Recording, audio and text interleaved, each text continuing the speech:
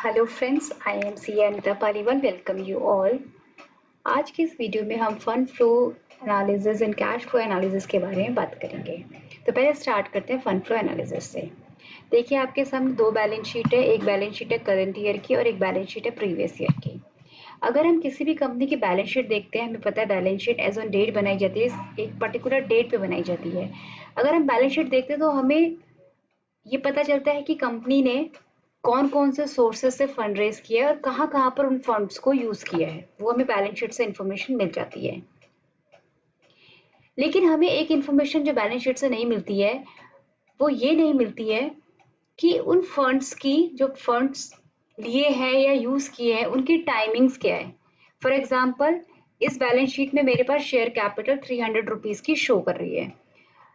अब मुझे इस बैलेंस शीट से ये नहीं पता चल रहा कि ये 300 रुपए ऑर्गेनाइजेशन ने कब रेज किए हैं।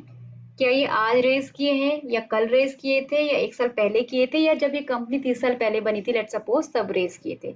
बैलेंस शीट बता रहा है कि 300 रुपए इन्होंने रेज किए कैपिटल से, लेकिन कब रेज किए हैं ये हमें बैलेंस शीट इंफॉर्मेशन नहीं देती है। तो उस इंफॉर्मेशन को हम फंड फ्लो एनालिसिस के थ्रू समझ सकते हैं। फंड फ्लो स्टेटमेंट आप एक्चुअली ये पता करने के लिए बनाते हैं कि ड्यूरिंग द पीरियड, जो भी आपका पीरियड है, उसमें आपके पास कितना फंड फ्लो इन हुआ है या फंड का फ्लो आउट हुआ है, यानी कि कितने फंड्स ऑर्गेनाइजेशन के अंदर आए हैं ड्यूरिंग द पीरियड और कितने फंड्स आपके ऑर्गेनाइजेशन से बाहर गए हैं। अगर आप वीकली फंड फ्लो स्टेटमेंट बना रहे हैं, इट मीन्स आपको 2 वीक्स की बैलेंस शीट को कंपेयर करना पड़ेगा to understand the fund flow. और अगर आप ईयरली अपना फंड फ्लो स्टेटमेंट बना रहे हैं तो you will require 2 year balance sheet. तो लेट सपोज हम ईयरली फंड फ्लो स्टेटमेंट बना रहे हैं, तो मुझे एक करंट ईयर की बैलेंस शीट चाहिए और मेरे को प्रीवियस ईयर की बैलेंस शीट चाहिए। अब देखो, करंट ईयर की बैलेंस शीट बोलती है कि 300 रुपए कैपिटल से इन्होंने रेज किया, 200 रुपए इन्होंने रिटेन्ड अर्निंग्स यानी कि प्रॉफिट अर्न किया था, 400 रुपए इन्होंने लोन से लिया है, 150 रुपए करंट लायबिलिटी से लिया है और 1050 जो रुपीज इन्होंने फंड्स इन्होंने रेज किया, उसको इन्होंने फिक्स एसेट्स में 715, करंट एसेट्स में 300 रुपीज यूज किए। और प्रीवियस ईयर की बैलेंस शीट 100 रुपीज कैपिटल से लिए, रिजर्व से 75, लॉन्ग टर्म लोन से 500, करंट लायबिलिटी से 100, और इस तरीके से इन्होंने इसको यूज किया है, 600 and 175 in fix assets and current assets respectively. तो पिछले साल इनके पास 775 रुपए थे, इस साल इन्होंने 1050 सोर्सेज ऑफ फंड्स को बढ़ा दिया है। अब हम इसका फंड फ्लो स्टेटमेंट देखते हैं। फंड फ्लो स्टेटमेंट में हम एक तरफ कहाँ कहाँ से मेरे पास फंड्स आए हैं और दूसरी तरफ कहाँ कहाँ से मेरे फंड्स गए हैं, इस तरीके से हम स्टेटमेंट को बना लेते हैं। पहले देखते हैं कहाँ कहाँ से फंड्स आए हैं। पिछली बार कैपिटल कितना था, 100, अभी कैपिटल कितना हो गया, 300, यानी कि कंपनी ने शेयर इशू किया है, शेयर कैपिटल रेज करा है। 100 रुपए थे पहले, 200 रुपए इन्होंने और अपने शेयर इशू करके पैसा ऑर्गेनाइजेशन के अंदर लेके आए हैं, तो शेयर इशू से 200 रुपीज आए हैं। Next item, reserves. रिजर्व्स यानी कि प्रॉफिट हम बोल सकते हैं, जो कंपनी का प्रॉफिट है। सो पिछले साल ये रिजर्व 75 रुपीज था, अब ये बढ़ के 200 हो गया। It means 200 minus 75, 125 rupees company ने इस साल और प्रॉफिट अर्न करा, जिसकी वजह से हम कह सकते हैं कंपनी के अंदर फंड्स 125 रुपए से और बढ़ गए। ठीक है।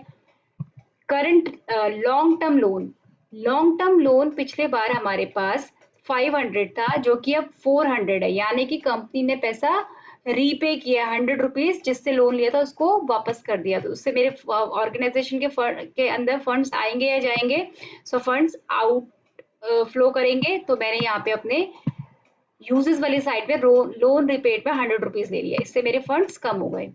Next is current liability. Current liability और करंट एसेट्स को एक साथ देखते हैं। Current asset minus current liability हमारी वर्किंग कैपिटल होती है।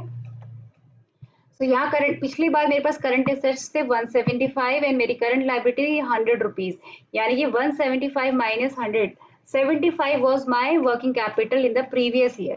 इस साल हमारे पास 300 करंट एसेट्स में है और करंट लायबिलिटी 150, दोनों का difference is 150, so working capital is 150। तो last year my working capital was 75 rupees, now it has been raised to 150 rupees. इसका मतलब मैंने, इस कंपनी ने अपनी वर्किंग कैपिटल के अंदर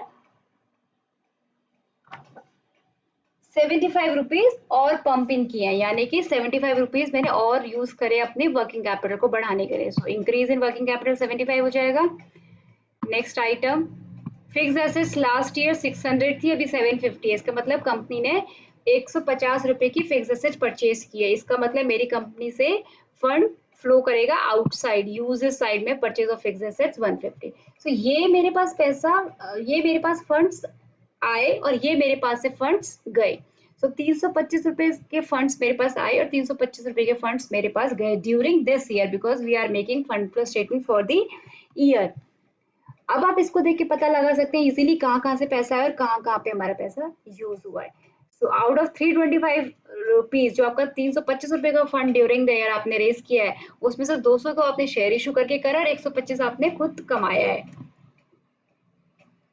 और इससे आप एक चीज और देख सकते हैं कि कहीं आपके कोई short term funds long term use में तो नहीं जा रहे हैं, which is a very bad sign. If an organization is using its short term funds to finance their long term assets, तो ये बहुत ही एक वर्स्ट सिचुएशन होती है जिसके बारे में ऑलरेडी डिस्कस कर चुके हैं। तो यहाँ देखते हैं, इसने suppose fix asset which is a long term use 150 rupees use किए हैं, तो इसने शेयर इशू किया है 200। ये कहाँ से लिए, यहाँ से लिया है। तो यहाँ अगर आप देखेंगे 200 रुपए शेयर इशू से किया है और 125 रुपए retain earning. So 200 is also long term source and 125 is also long term source. तो यहाँ पे इसने कुछ गलती नहीं की है।